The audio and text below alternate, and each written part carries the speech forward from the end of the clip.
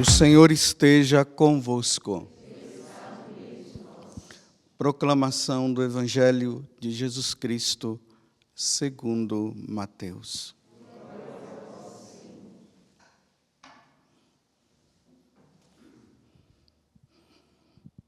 Naquele tempo, enquanto Jesus estava falando às multidões, sua mãe e seus irmãos ficaram do lado de fora procurando falar com ele. Alguém disse a Jesus: "Olha, tua mãe e teus irmãos estão aí fora e querem falar contigo." Jesus perguntou àquele que tinha falado: "Quem é minha mãe? E quem são meus irmãos?" E estendendo a mão para os discípulos, Jesus disse: "Eis minha mãe e meus irmãos. Pois todo aquele que faz a vontade do meu Pai que está nos céus, esse é meu irmão, minha irmã e minha mãe." Palavra da salvação.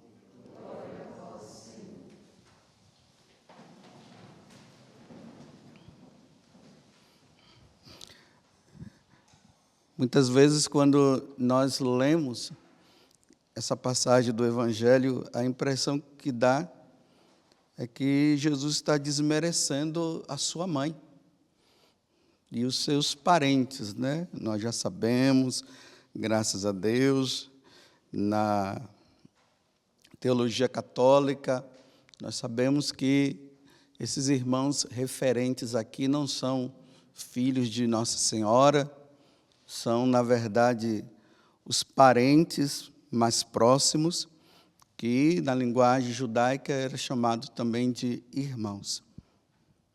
Mas voltemos ao que eu estava dizendo. A impressão que dá é que Jesus está desmerecendo, né? Mas não. Na verdade, Jesus está dizendo para essas pessoas que vieram falar que Nossa Senhora havia chegado, ele está dizendo o seguinte: olha, ela foi aquela que em tudo fez a vontade do meu Pai. Se vocês quiserem fazer parte da nova família, vocês têm que ser como ela. Então, na verdade, Jesus está chamando-nos à imitação das virtudes de Nossa Senhora, e é isso que eu queria meditar com vocês no dia de hoje. Hoje nós estamos celebrando essa festa de Nossa Senhora do Carmo. Para nós entendermos o que é essa festa, nós temos que lembrar das carmelitas ou dos carmelitas. E lembrando dos carmelitas, nós temos que ir lá no Antigo Testamento, no livro dos Reis, no primeiro livro dos Reis, principalmente o capítulo 18. Ali está o centro dessa ordem religiosa que surgiu lá no Antigo Testamento. Então, se ela surge no Antigo Testamento, então é a ordem mais antiga existente na igreja.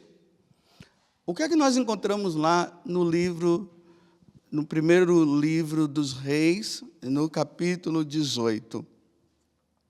Lá no monte chamado Monte Carmelo, por isso que vem a palavra carmelita. Elias, que dentro da ordem carmelita ele é chamado de Santo Elias, e na verdade nós deveríamos chamá-lo de Santo Elias, não somente do profeta Elias, mas o Santo Elias também, porque aqueles homens que viveram as virtudes, que viveram aquilo que no Antigo Testamento Deus ensinou e tudo mais, como os profetas, os juízes, todos esses homens, com a paixão e morte de Jesus, eles também foram merecidos e hoje eles são chamados de santos. Então tem até uma liturgia própria de Santo Elias, de São Moisés. É que nós não temos o hábito de se celebrar. Mas no meio carmelita é chamado de Santo Elias. Então, Santo Elias, ou profeta Elias, ele destrói os profetas de Baal, que estava fazendo um mal muito grande ao povo de Israel. Infelizmente, Acabe acabou casando com uma mulher pagã, a Jezabel, e a Jezabel acabou introduzindo todo tipo de idolatria e todo tipo de espiritualidade pagã no meio de Israel. E Elias entrou no meio para trazer o povo de volta. E ali no Monte Carmelo ele destrói os 400 profetas da rainha de Baal, obrigado, de Baal.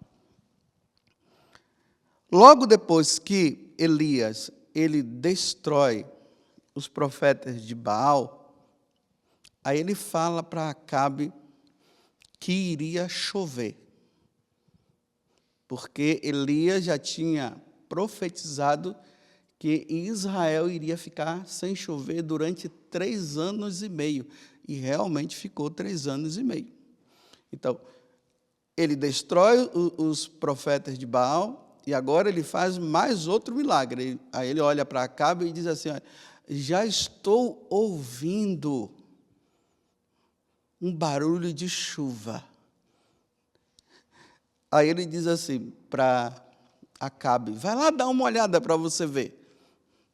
E ele vai lá e olha, o céu limpo, limpo, limpo, limpo. Não tinha como chover naquela situação ali. Aí, durante 7 vezes, ele mandou Acabe lá. Aí, Acabe diz: estou vendo uma nuvem, uma pequena nuvem, do tamanho da mão do homem, uma nuvem bem branquinha. Aí Elias disse: então vai chover. E realmente, a partir daquela nuvem, começa a chover lá. No decorrer do tempo, depois que Elias ele sobe na carruagem de fogo, ele vai embora, vai para o céu. Muitos homens, e depois começaram a surgir mulheres também, começaram a ir para aquele lugar, e ali eles viviam no silêncio e na meditação. Primeiro começou com os discípulos de Elias, mas depois, com o evento do cristianismo, esses discípulos de Elias, eles viram realmente no cristianismo a verdadeira religião. E aí eles se convertem, porque eles eram judeus. Aí eles se convertem ao cristianismo. E aí começa a vir a interpretação. Por exemplo, essa nuvem branca, eles viram como Nossa Senhora, que estaria naquela nuvem branca. A pureza, a Virgem Maria, que vem, que traz muitas graças e tudo mais. E no decorrer do tempo, esses monges, junto também com essas monjas, agora se tornando cristãos, ali no lugar onde o profeta Elias destruiu os profetas de Baal, onde veio essa chuva, eles se deslocavam para lá para viver, como eu falei antes, na solidão e na oração. E aí, esses homens e estas mulheres eram chamados de carmelitas por causa do Monte Carmelo, o monte de Deus. Vocês veem que na oração aqui está dizendo assim, que nós, valha-nos Virgem Maria, venha Virgem Maria em nosso auxílio, para que, através da Senhora, e imitando a Senhora, nós possamos chegar ao monte que é Cristo. Então, esse Monte Carmelo se torna-se também o monte aonde Cristo está, e as pessoas vão lá para meditar, para rezar, para se tornar santo. Uma das regras existente entre os carmelitas é que a ordem ela foi criada com a intenção da imitação das virtudes da Virgem Maria, pois, na medida que se imita a Virgem Maria, se faz a vontade de Deus, que é a glorificação também da sua mãe. Porque Nossa Senhora ela tem um papel muito importante, muito grande na história da nossa salvação. Ela é ali corredentora junto com o nosso Senhor. E depois de Cristo, nós somos todos convidados a imitar as virtudes de Nossa Senhora. Mas que virtudes são essa que os carmelitas costumam usar? A virtude da obediência e da humildade perfeita, porque Nossa Senhora foi obediente e Nossa Senhora também foi humilde. A humildade da sua serva, nós acabamos de ouvir ela falando isso no Magnífica, na castidade e na pureza, na solidão e no silêncio, na vida comum também, porque ela viveu essa vida comum ali com Jesus, viveu a vida comum com São José. A outra virtude é que ela estava sempre trabalhando, mas, ao mesmo tempo, rezando. Isso aqui está no diretório dos carmelitas. Tem como base isso aqui, a imitação da Virgem Maria. Por exemplo, não dá para nós entendermos uma pessoa que diz ser devoto de Nossa Senhora, ou que fez a consagração à Virgem Maria, e não vive a castidade. E não vive a pureza. Não vive a modéstia. Imagine uma pessoa que diz devota de Nossa Senhora e fica mostrando tudo. Como é que pode ser? Não está imitando Nossa Senhora, porque a devoção, ela implica nesta imitação. Vamos agora olhar uma carmelita, né? Imagina a carmelita se vestindo de qualquer jeito. É inconcebível isso. Mas o que eu queria destacar hoje, dentro dessas virtudes que as carmelitas são chamadas a imitar em Nossa Senhora, e que também isso é toda a igreja é chamada, é essa questão da solidão e do silêncio. No Evangelho, nós ouvimos ali, principalmente em Lucas, que dizia que Nossa Senhora, ela guardava tudo no coração. Nossa Senhora não era muito de falar, mas ela era mais de meditar, guardar tudo que acontecia. Ela procurava ver ali Deus, aonde Deus está nisso. Para nós termos essa intuição de perceber a ação de Deus, tanto na nossa vida, como na vida até da igreja, só através do silêncio. Olha, e vamos tirar da nossa cabeça que silêncio é só para a vida monástica. Fora da vida monástica é barulho. Eu não imagino que no céu, o céu seja barulhento. O inferno, sim. Lá é um barulho sem fim. Gritaria, ódio e tudo mais. O céu é harmonioso. Então não dá para se conceber. E lembremos também que Elias, quando ele foi para o monte, que ele estava fugindo de Jezabel e Acabe, que estavam com muita raiva, querendo matá-lo, ele sobe no monte, e lá ele tenta encontrar-se com Deus. Aí vem aquele barulho, né? Relâmpagos, ventos fortes, nada. Mas na brisa suave, ali ele se encontra com Deus. Não é no barulho. Interessante que eu não sei se vocês já visitaram o Carmelo. Quando nós entramos no Carmelo, é pena que hoje nós encontramos muitos Carmelos que estão dentro da cidade, né? Quando o mosteiro ali foi construído, não tinha casas em volta.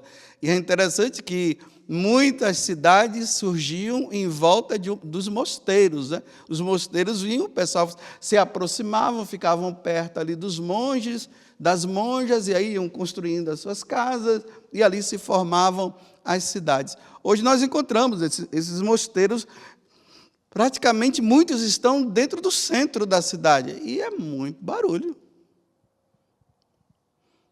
Prédios, carros em volta, mas é muito interessante que, apesar de todo esse barulho do lado de fora, quando se entra no Carmelo, o primeiro impacto que se tem é esse: silêncio. As monjas não estão lá gritando.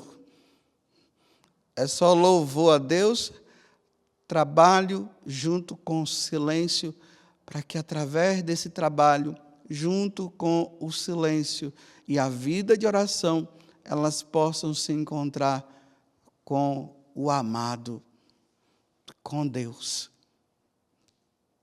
Barulho não dá para se encontrar com Deus, não, meus irmãos. Não dá.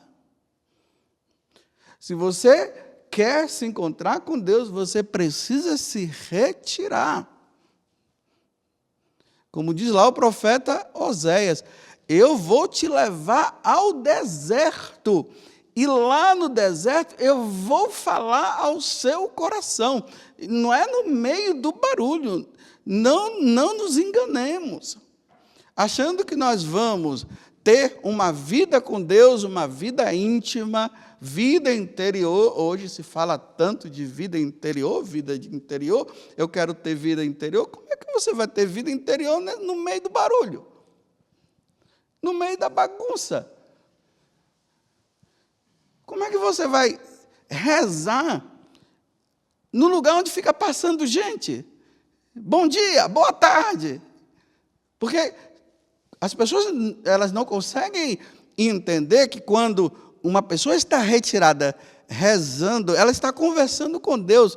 Então, se está conversando com Deus, nós não podemos atrapalhar quem está conversando com Deus. Mas a impressão que dá é que a pessoa está ali sem fazer nada, né? Olhando o desconhecido, aí a pessoa vem, bate nas costas e diz: bom dia, boa tarde, como é que você está? Mas, claro, se vai se rezar no lugar onde se passa gente toda hora, você está querendo o quê? Vida interior se constitui na solidão. Se faz na solidão. Escuta de Deus se faz na solidão, no silêncio. Mas nós vivemos num mundo barulhento. É muito barulho. Eu fico admirado quando eu passo assim de carro, que eu vejo uns carros hoje por aí, os caras colocam um som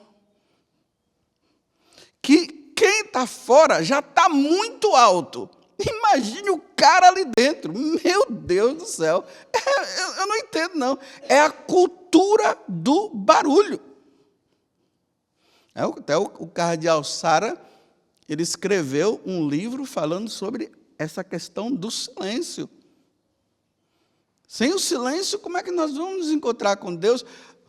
O católico precisa silenciar para estar com o Senhor. Mas eu não sei como é que as pessoas conseguem rezar em meio a tanto barulho, tanta confusão e pessoas passando aqui e acolá. Um dia eu estava conversando com o padre Ademir, porque tem 2 Ademir, né? O padre Ademir, que é professor de teologia. Aí eu moro lá com ele, e nós estávamos conversando sobre essa questão do barulho, né? Aí ele dizia assim: olha, padre, há 15 anos eu encontrei uma solução para eu poder me concentrar melhor nos meus estudos para preparar as aulas. Eu uso o protetor auricular. É a única forma. Porque aonde nós vamos é barulho aqui, é barulho acolá. Eu disse: nossa, padre, mas realmente resolve? Olha, diminui muito. Olha, se está dizendo que diminui muito, é sinal que é muito barulho mesmo. Porque o protetor auricular, ao colocar no ouvido, já deveria nós entrarmos em clima de silêncio. E agora eu tenho feito isso. Eu disse: tá bom, adquiri o protetor auricular. Agora eu uso. Diminui bastante. Aí ele dizia assim: aí, padre, na hora que o senhor começar a ler ou a rezar, se concentre. O protetor ajuda, diminui, e por você se concentrar, o barulho externo desaparece. É a única solução para se rezar bem. Aí você fica com aquele negócio no ouvido aqui, né? O pessoal olha e diz: é doido agora. Aí começa: é o doido, agora pirou. Mas a pessoa não consegue entender que é um meio para silenciar. Eu repito mais uma vez: como rezar em meio ao barulho? Não tem como, é ilusão. Ninguém cresce na vida interior, você vai se enganar. Você começa, o barulho externo atrapalha. Como a Santa Teresa, né? Não tem como não falar dela.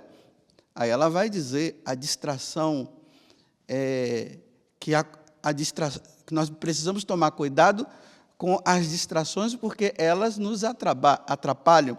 E a distração ela pode ser voluntária ou involuntária. Voluntária é quando você chega ali, manda ver, e está ali.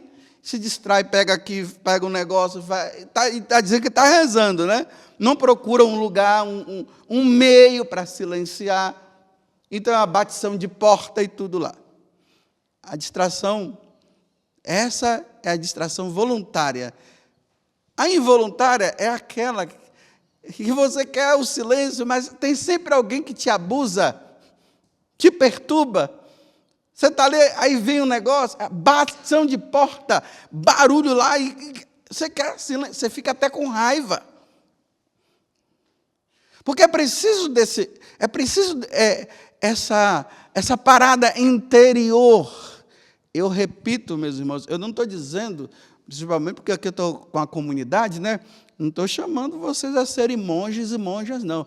Eu só estou dizendo que vocês precisam dar qualidade à vida de oração, porque essa vida de oração, no meio do barulho, é ilusão pensar que você vai chegar à intimidade e ter vida interior, porque não vai ter, não. Nunca vai para frente, vai ficar ali sempre rodando, mas não vai crescer espiritualmente, porque não tem vida interior. Porque a vida interior nos faz encontrarmos conosco mesmo e com Deus.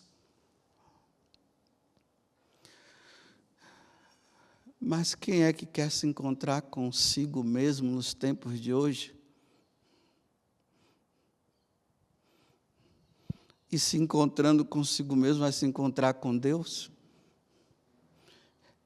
Quando Santo Antão diz que quando ele foi para o deserto e os demônios começavam a perturbar ele, não era simplesmente demônios que também apareciam, mas eram os demônios que estavam dentro de si. Porque quando a gente silencia, aí nós começamos a ver que nós somos. Aí começa o combate.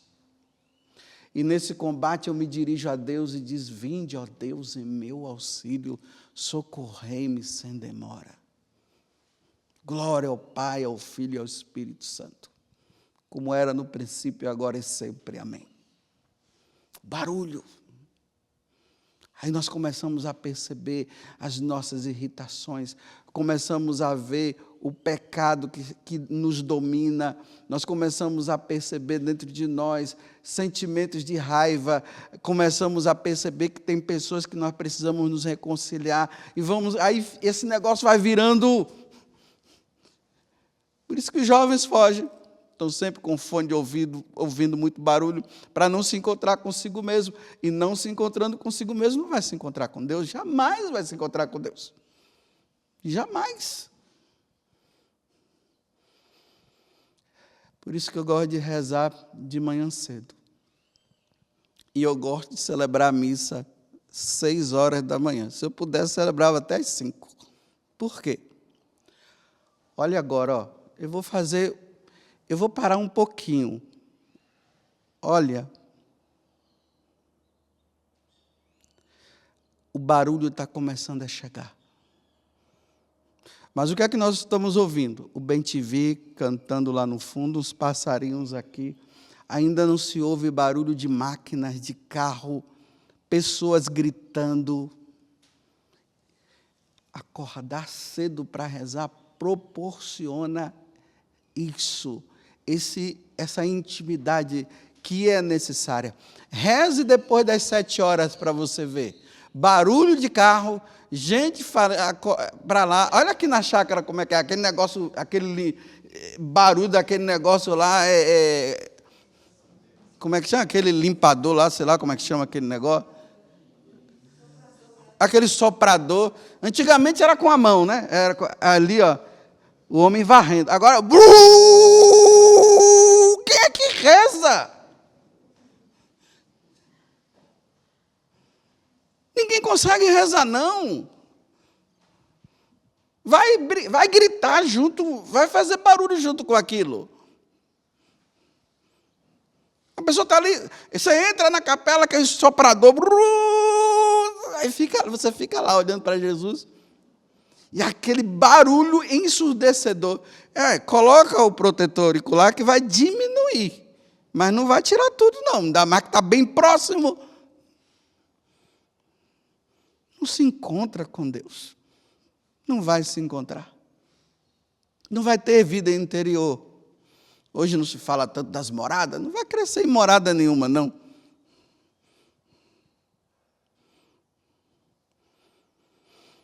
Aí, não posso deixar de falar, em 16 de julho de 1251, a ordem carmelita já tinha saído do Oriente e veio para o Ocidente, e os mouros, os chamados muçulmanos, começaram a perseguir a ordem carmelita, e aí São Simão Stock, numa noite, que ele era o superior geral da ordem nesse tempo, começou a rezar, pedindo o auxílio de Nossa Senhora, e aí Nossa Senhora aparece com o menino Jesus nos braços, vestida como uma carmelita,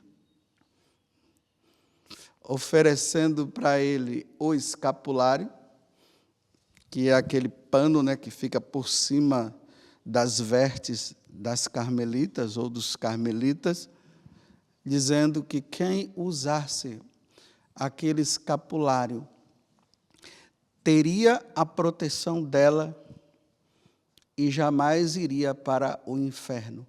Bem, aqui nós, padres, temos sempre que abrir um parêntese para explicar melhor. Não é um talismã. Colocou, estou livre agora, aquele escapulário Ele vai nos ajudar, porque aí nós vamos lembrar da Virgem Maria, vamos lembrar das virtudes dela, aí nós vamos querer viver como ela viveu, e aí nós vamos estar nesse estado de graça, porque nós vamos sempre lembrar que nós não podemos cair em pecado mortal. Aí vamos buscar a confissão, vamos buscar o silêncio, vamos viver a castidade e tudo mais. Então, esse escapulário nos faz pensar que nós temos que ser como Nossa Senhora, temos que ser como Jesus. E aí, dificilmente, nós iremos cair em pecados graves, e dificilmente nós vamos colocar em perigo a nossa salvação. Hoje é um dia de quem não tem o escapulário, estude mais sobre o escapulário, aqui, porque praticamente já passei do tempo. Pede a um sacerdote que o abençoe e comece a usar. Na história da igreja nós temos muitos exemplos de pessoas que, por usar o escapulário, na hora da morte, foram realmente preservados de irem para o inferno, porque apareceu um sacerdote na hora, a pessoa se confessou, recebeu a unção dos enfermos, os últimos sacramentos, foram protegidos. Que no dia de hoje, olhando para as carmelitas, olhando para o Monte Carmelo, nós possamos fazer do nosso coração esse monte, aonde iremos buscar, pela intercessão da Virgem Maria, a nossa salvação. Louvado seja nosso Senhor Jesus Cristo. E a nossa Mãe Maria Santíssima. Ó Virgem Maria, não permitais que eu viva e nem morra em pecado mortal. E em pecado mortal não hei de morrer, porque a Virgem Maria há de me valer. Valei-me, Virgem Maria.